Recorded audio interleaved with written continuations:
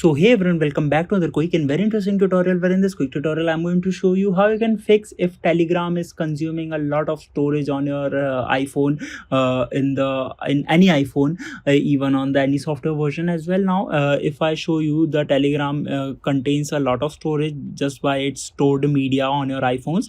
Here we'll see it contains around 3 GB of the storage on my iPhone. Now if I want to control it, I just simply need to open the Telegram application on my smartphone.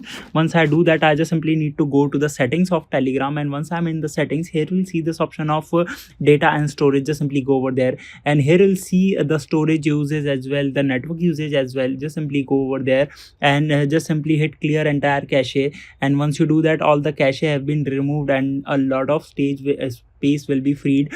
For me, I have already did it for some days before, but if you haven't done this process, you'll definitely gonna get the lot of GB of free storage on your iPhone. Alright, so that's it for this tutorial. I hope this video will be helpful for you. Make sure to hit the like button and subscribe button for more such helpful and interesting tutorials. See you in the next one. Take care.